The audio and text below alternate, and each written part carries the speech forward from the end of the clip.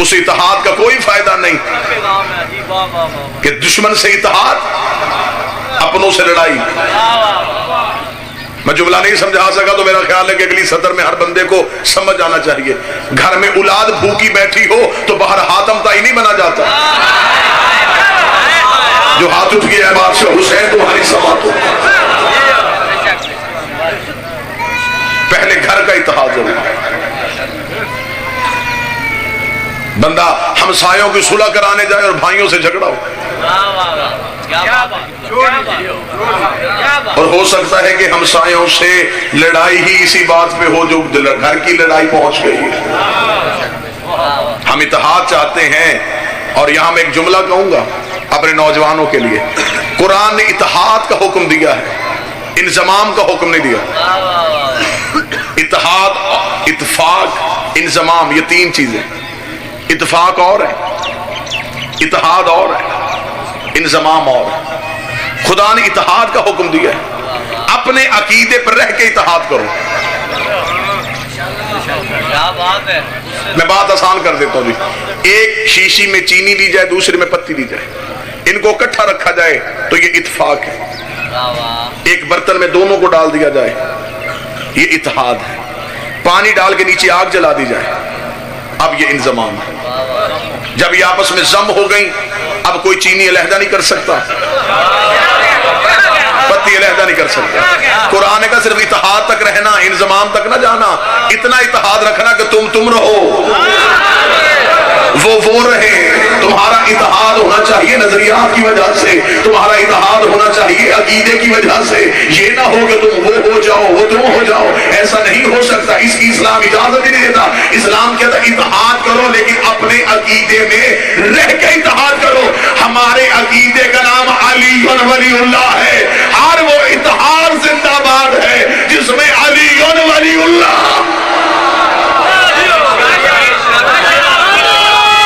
سارے بولا مل کے بولا، ہاتھ اٹھا کے بولا حیدری۔ بسم اللہ سر۔ علی ولی اللہ کا پرچم ہم بلند کریں گے، جو بھی اس پرچم کے نیچے آئے ہم اسے بسم اللہ کہہ کے سلام کریں، کیونکہ حجت کا انکار وہ جرم ہے جس کی معافی نہیں۔ میں سطر پڑھنے لگا ہوں اور پوری ذمہ داری کے ساتھ پڑھنے لگا۔ اقرار کرے بندہ علی ولی اللہ کا، جہنم میں چلا جائے، ہو ہی نہیں سکتا۔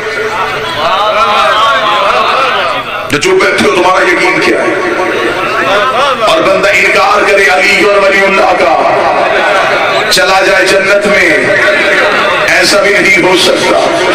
جنت ملنی ہے عقیدے کی وجہ سے، اس لیے خدا نے قبر میں سوال ہی عقیدے کا رکھا ہے۔ علی کے سامنے بیٹھ کے کہنا ہے بادشاہ آپ ہی میرے امام ہیں، آپ کا بیٹا حسن بھی میرا امام ہے، آپ کا بیٹا حسین بھی میرا امام ہے، آپ کا بیٹا سجاد بھی میرا امام ہے۔ اس وقت وہ مولوی جو تلقین پڑھا رہا ہو، اس کا گریبان پکڑ کے پوچھنا زندگی میں ایک ہی گواہی واجب نہیں تھی، قبر میں 12 کی واجب کیسے؟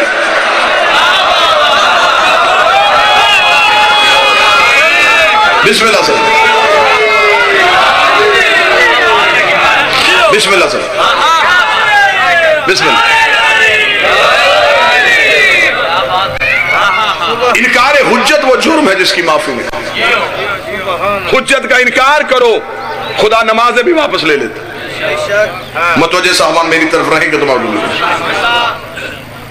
ابلیس کا قصور کیا تھا؟ اللہ کا انکار۔ ابلیس کل بھی یا اللہ مدد کا قائل تھا،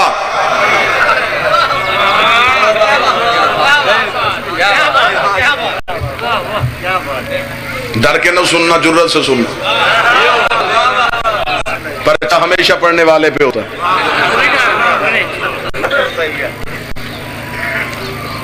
اس نے انکار کیا تھا کس کا؟ اللہ کا۔ ابلیس اللہ کی مدد کا منکر نہیں تھا، اس نے صرف حجت کا انکار کیا۔ اس کا تو جتنے سجدے کہے گا میں کروں گا، اسے ایک بھی نہیں کرتا۔ خدا نے کہا میں لاکھوں بھی ضائع کرنے لگا ہوں،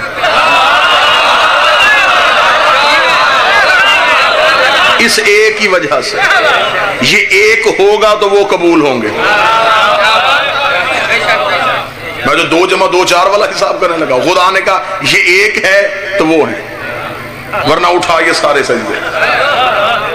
فخرج، نکل، ابھی نکل، فوراً نکل، نکل جا میرے دربار سے. توجہ میری طرف رکھنا سامان. جب کوئی ذاکر آئے گا میں نام لے کے استقبال کروں گا، یہ میری آپ کے ساتھ وعدہ ہے. تب تک آپ نے مجھے دیکھنا ہے. فرمایا ابھی نکل، فوراً نکل، ابھی نکل جا. لعنت الی یوم الدین، لعنت دروازے پہ کھڑی ہے، وہ صرف تیرا انتظار کر رہی ہے. تو یہاں سے باہر نکلے گا وہ تیرے ساتھ چلی جائے گی، پھر جہاں تک تو جائے گا وہاں تک لعنت تیرے ساتھ چلی جائے گی. اور رائے ونڈ کی دھرتی میں صرف اللہ، فقط اللہ، بس اللہ اور صرف یا اللہ کے نعرے لگانے والے آؤ اللہ سے پوچھتے ہیں میرے مالک تو نے ایک دن مقرر کیا ہے، سزا بھی تو نے اسی دن دینی ہے، جنت دوزخ کا فیصلہ بھی تو نے اسی دن کرنا ہے. وہ روز فیصلہ ہے، وہ روز جزا ہے. میرے مالک یہ بندہ پہلا ہے، اس نے ابھی کا ابھی جرم کیا اور تو نے ابھی کی ابھی اسے سزا سنا دی. میرے مالک ہو سکتا ہے تھوڑی دیر بعد تیری بارگاہ میں واپس آ کے تجھ سے معافی کی درخواست کرے. میرے مالک ہو سکتا ہے تجھے معاف کرنا پڑ جائے، لیکن تو نے ابھی لعنتی کیوں بنا دیا؟ تو میں فوراً لعنتی اس لیے بنایا ہے، اگر میں اس کی نمازیں دے کے اسے بچنے کی گنجائش دے دیتا. ابھی فیصلہ اس لیے سنا دیا ہے کہ حجت بھی پہلی ہے، منکر بھی پہلا ہے. حجت بھی پہلی ہے، منکر بھی پہلا ہے. اگر آج اسے اس کی نمازوں کی وجہ سے معاف کر دیتا تو کل کو بڑے بڑے حجت کے منکر نمازوں کے ٹوکرے اٹھا کے میرے دروازے پہ آ کے کھڑے ہو جاتے کہ اسے بھی معاف کیا تھا، ہمیں بھی معاف کر دے. اسے بھی بخشا تھا، ہمیں بھی بخشے. میں اس کی نماز لعنت بنا کے اس کے گلے میں ڈال کے دنیا کو بتا رہا ہوں لا الہ کا منکر معاف ہو سکتا ہے، علی ولی اللہ کا منکر.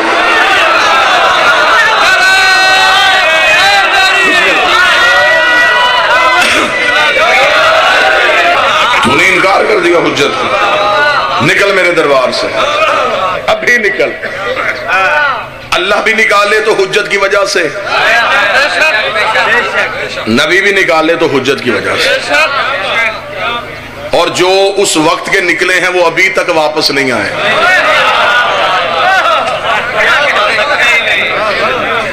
اللہ رسول کے نکلے ہوں کو کون واپس لا سکتے؟ نکال دیا، تم نے حجت کا انکار کیا. ابلیس کا قصور صرف اور صرف انکار حجت تھا. اس نے آدم کا انکار کر دیا. علی آدم کے مولا ہیں.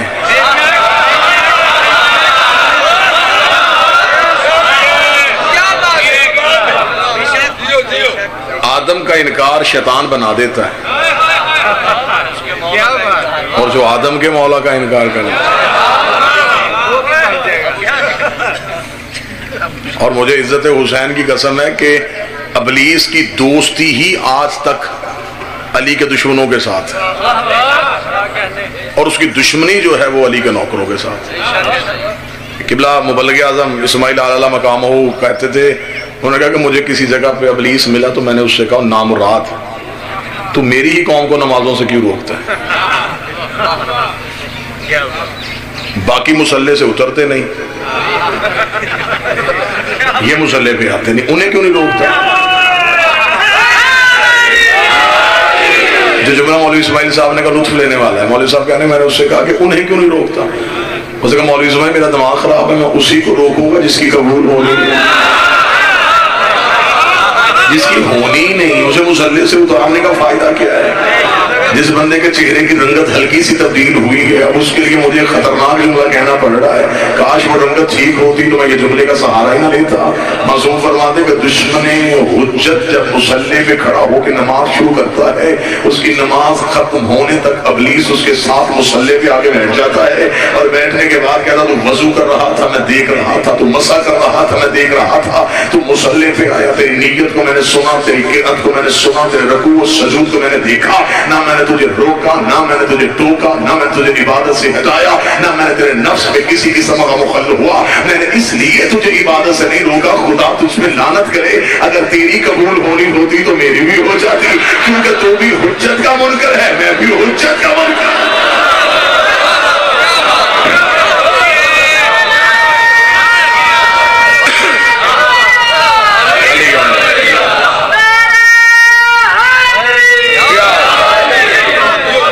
معصوم سے ایک بندے نے پوچھا پوچھا تھا مولا امیر المومنین سے کہ مولا کسی انسان کو پہچاننا ہو تو کیسے پہچانتے؟ امام نے فرمایا اس کو اس کے ظاہر سے نہ پہچانا، اسے اس طرح نہ پہچاننا کہ اس کا ظاہر کیا ہے۔ معصوم نے جو کلیہ دی وہ کلیہ پڑھنے لگا۔ معصوم فرماتے ہیں صرف اسے اس بات سے پہچاننا کسی کا حق تو نہیں کھا رہا، اگر کسی کا حق کھا رہا ہے تو اس کی نماز کا کوئی فائدہ نہیں، مجمع چپ رہے، مجھے دکھ ہوگا۔ جو کسی کا حق کھائے وہ انسان نہیں رہتا، اور جو علی کا حق کھا جائے۔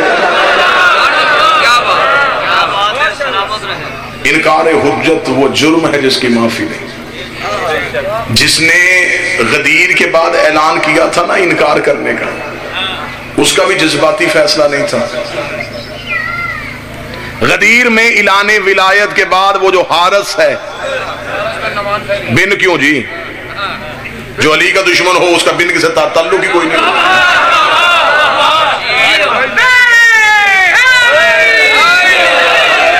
پاک منبر ہے، میں نام غلط لے لوں، میں نے پکڑ رہا ہے، نام کنفرم ہے، ولدیت کنفرم نہیں۔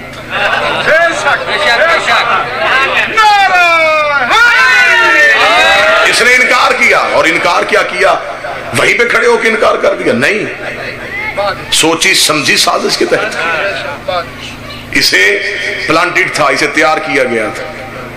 ایک سازشی گروہ نے اسے تیار کیا، انہوں نے کہا تو چاہ، تو کہہ دے کہ علی ولی اللہ، اللہ کا حکم نہیں، وہ کہے گا ہے، تو مانگنا عذاب، ہم گارنٹی دیتے ہیں نہیں آنا۔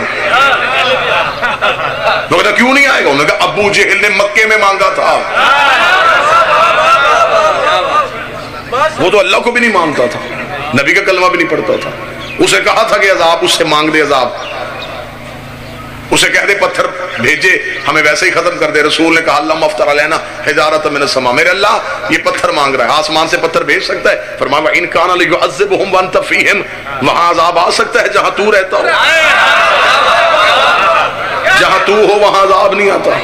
ان کا عذاب آنا ہی نہیں، کیونکہ یہ ہے اس کے قریب کھڑا ہو کے عذاب مانگ، عذاب آئے گا نہیں۔ جب عذاب آئے گا نہیں ہم دروازے پہ شور کر دیں گے علی ولی اللہ ہے ہی کچھ نہیں، علی ولی اللہ اللہ کی طرف سے حکم ہوتا تو عذاب آ جاتا، اللہ نے تو عذاب بھیجا ہی نہیں ہے، لہٰذا علی ولی اللہ یہیں پہ ختم ہو جائے گا، ولایت علی کا دروازہ یہیں پہ بند ہو جائے گا۔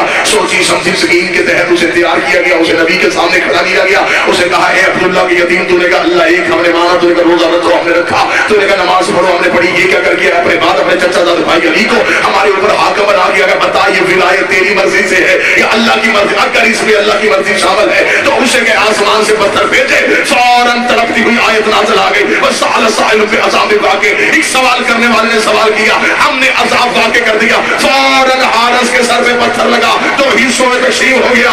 نبی نے کہا میرے اللہ تیرے تو قانون ٹوٹتے نہیں، تو نے تو کہا تھا جہاں میں ہوں وہاں عذاب نہیں آتا۔ فرمایا عصور یاد ہے لا الہ کے منکر معاف ہو سکتے ہیں، علی ولی اللہ اس میں بھی فوراً عذاب آیا تھا،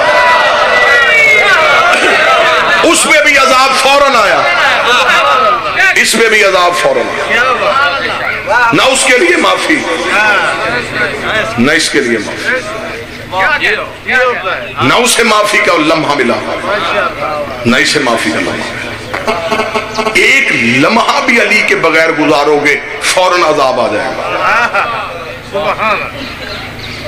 پھر مجھے جملہ یاد آ گیا، مبلغ اعظم سے قاضی سعید الرحمان نے مناظرہ کرتے ہوئے ایک سوال کیا تھا۔ اس نے کہا مولوی اسماعیل میں تجھ پہ سوال کرنا چاہتا ہوں، فرض کر تو شیعہ نہیں۔ مولوی اسماعیل نے کہا میرا دماغ خراب ہے، اسی فرض میں مر جاؤں جہنم میں چلا جاؤں، میں وہ فرض ہی کیوں کروں جو فرض ہی کفر ہو۔ اب اس میں میرا خیال ہے میں نے کوئی بھی ایسی بات نہیں کی جو مجمع کے لیے نہیں ہو۔ ابلیس بھی عذاب آیا، فوراً آیا، کس کی وجہ سے آیا؟ انکار حجت کی وجہ سے۔ حارث بھی عذاب آیا، فوراً آیا، کیوں آیا؟ نماز کا انکار کیا تھا، روزے کا انکار کیا تھا، نبی کی نبوت کو نہیں مانتا تھا، اللہ کی وحدانیت کو نہیں مانتا، علی کی ولایت کو نہیں مانتا تھا۔ مستحب ہوتی تو عذاب نہ آتا،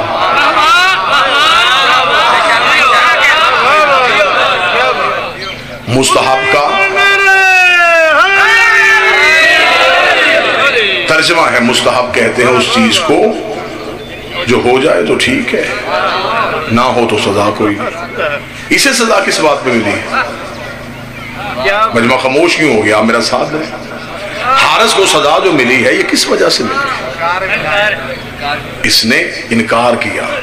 اگر مستحب ہوتی تو عذاب نہ آتا۔ چلے بات اگلی آسان کر دیتے تاکہ سارا مجمع جو ہے وہ ذہنی طور پہ، یہ جو حارث کے سر پہ پتھر لگا یہ زمین سے اوپر کے لگا تھا،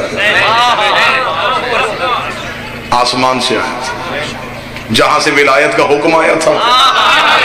جناب سردار وسیم العباس بلوچ صاحب تشریف لے آئے، وعدہ میرا پورا ہو گیا۔ درود سارے حضرات مل کے بلند آواز سے پڑھیں، اللہم صلی علی محمد۔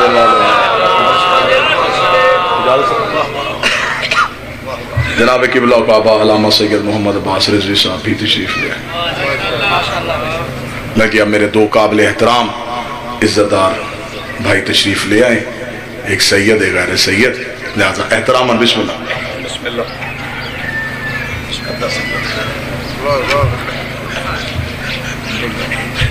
ٹھیک ہے بات قبول ہے۔ ولایت علی کا انکار وہ جرم ہے جس کی معافی ہے۔ اسی ولایت کو بچاتی بچاتی بیٹی شام کے بازار میں چلی،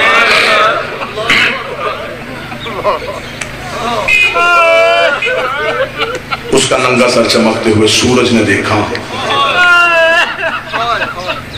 جو باپ کے سامنے بھی پردے میں آتے تھے۔